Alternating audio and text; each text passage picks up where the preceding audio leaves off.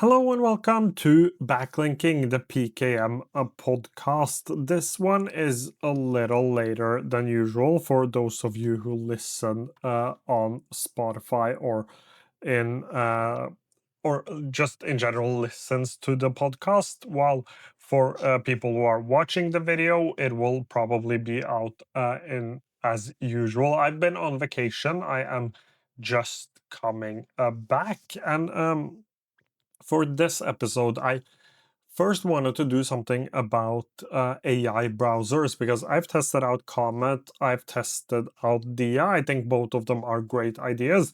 I ended up starting to use Vivaldi instead, which isn't an AI browser. So I wanted to talk about that, but I figured out that this issue I'm going to talk about isn't just an AI browser issue, it is AI companies in general. And I'm talking about the idea of overselling and under delivering. So it is clear that AI will probably change the way we work, it will change the way we interact with computers, it might even change the way we interact with each other. There are also a lot of issues that we need to discuss and things we need to figure out. But like you have AI browsers, you have AI in productivity applications, you have AI doing planning for you. You even have AI friends and AI girlfriends, which is something for a whole nother episode. But especially in productivity, I see that a lot of the time they sell these AI companies, they sell the future that AI will become. Let me give you an example. So I think it was like 3 years ago, right when AI and OpenAI first released the first GPT model. A couple of months later, around 6 months later, I saw new productivity applications starting to give us the promise of like AI doing all of the planning for you. Right now, we're in 2025. AI can probably do that. And in a lot of applications like Okiflow, I think Morgan has it as well, another calendar application. It works quite well. And I think this will just get better and better. But when the first AI companies started talking about it wasn't there yet. AI couldn't do it yet, but they still promised it. The same goes for these AI browsers, even though I think they are much better. Um, the promise of the browser doing things for you, uh, we aren't there yet. The AI can do a lot of stuff. Like I've used AI browsers for things like going through my social media ideas or going through my. Actually, I tried going through my social media ideas and my LinkedIn posts and my YouTube videos and analyze all of them for me and give me thoughts on what I could improve. How should I change the way my YouTube videos was titled? How should I change my ideas based on what has performed well previously? So I've tried that and I think it does a good job. But I could basically do that by having a Claude subscription. And the issue here starts, as I've talked about many times before, that or I used Claude as an example, but it could be ChatGPT as well, or it could be Grok. The point is, I could have another AI subscription. And the issue here is that I might have this browser that I use on my Windows computer and Mac at home, but then I have a different browser at work, and I'm starting to get used to using AI. So I need an AI chat application as well. So I go ahead and I purchase a subscription for something like Claude or ChatGPT, or there is one new one called Manus or Manus, something like that. It is a Chinese company. I think it uses a Claude model, but I'm not sure. I haven't jumped into it. But the point is that there are many different to choose from, and I have to choose one of them as well because I need AI at work as well. And that isn't the only issue. The issue is that a lot of the time, like I watched a video of from Perplexity on LinkedIn, where the person had asked the AI to go ahead and go into Readwise, find all of the highlights from a specific book and move those highlights into Rome Research. I don't use Rome Research, but I tested it with Heptabase. It did not work. I tested it with Notion. It did not work. I tested it with capacities. It did not work.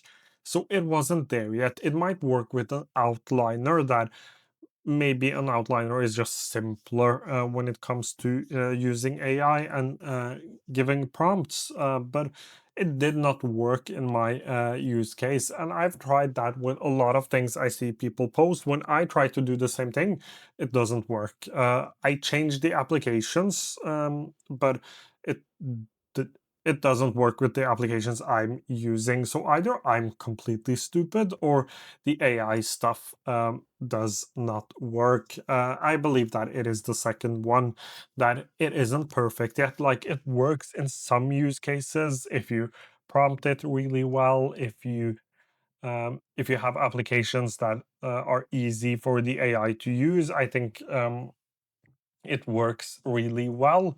But apart from that, it doesn't necessarily work. So they are overselling. They're selling the promise of 6 months from now, or a year from now, or even longer for many of these applications. So a lot of them are selling the future, while the thing we have right now isn't there yet. Another great example of this was Apple with the last iPhone 16, which was built for AI. I think that was what they said. This one is built for AI. Uh, and Apple still haven't figured out Siri. Doesn't work. I try. I have an Apple Watch. I try to talk to my Apple Watch. It never works. I want to throw my Apple Watch out the window. That's how annoyed I get at Siri all the time. So it doesn't work. That's another great example. They promise us something. Even if Apple was able to deliver on their promise, they released the phone around September, and the AI wouldn't be out like before like December, October, uh, at least a month after. I think it was a month after when I think about it. I think it was a month after Apple released their phone. They were supposed to release the new iOS, which included a lot of the AI stuff, and it just went on and on and on. And again, they promised something that they weren't able to deliver, and this seems to happen a lot when it comes to AI. That we often get to see what the future might look like, and maybe some use cases where that idea actually works, but a lot of the time, like, they are selling more than they can deliver, which, as a consumer and as someone who lives in the productivity space, is really, really annoying.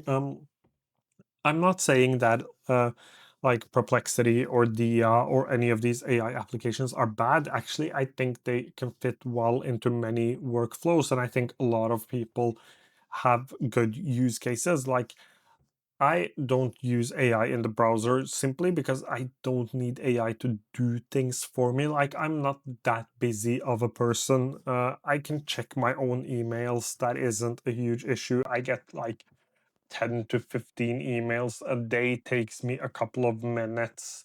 I'm a light email user. Like, I can figure out how to connect my notes together. I can use search inside of my different productivity applications. Like, I'm not that busy of a person. I would say that I have stuff to do, but I'm not that busy that I need AI to do a lot of the admin work for me. A lot of people actually need that. It saves a lot of time to have AI do a lot of the boring, hard admin work that doesn't actually move the needle. It just needs to be done. For a lot of people, like, AI browsers can do that for them.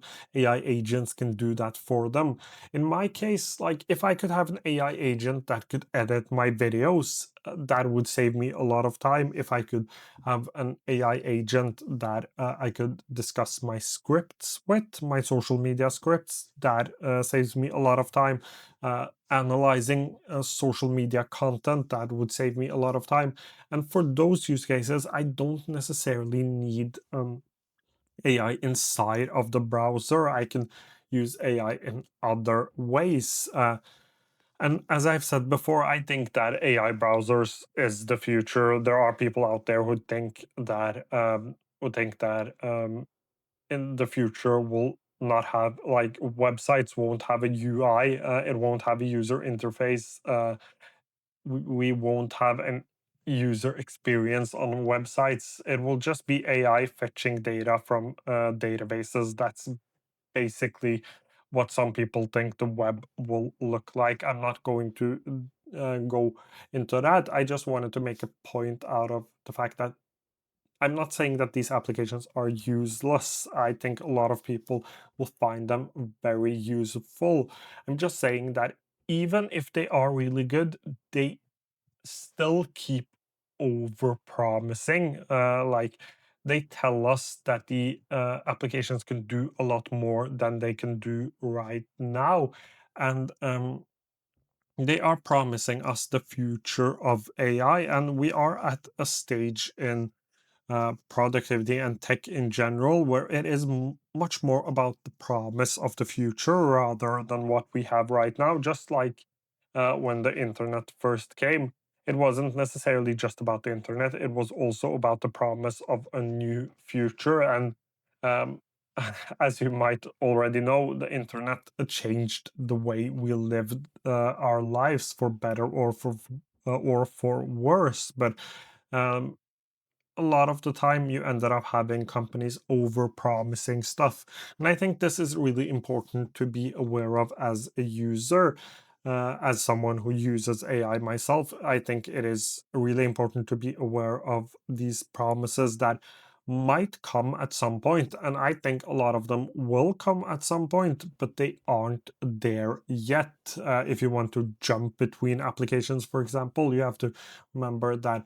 Uh, just like the example with Readwise and Rome, where you could take your book highlights from Readwise and you can ask the AI to move it into Rome, that I couldn't get to work in Notion or in Capacities or I tried many applications actually, but I couldn't get it to work. That's the point. So that will be something you will encounter a lot. Just by changing the applications, the AI couldn't do it. And it might just be that you have to prompt differently. But if I have to sit and prompt the AI to do something for me 3, 4, 5 times until I get it, I'm not saving that much time. And especially in my use case, where it is mainly for things like analyzing, I can just take it somewhere else and get it to analyze for me. So I can take it to GPT, or I can take it to Claude and get it done there instead.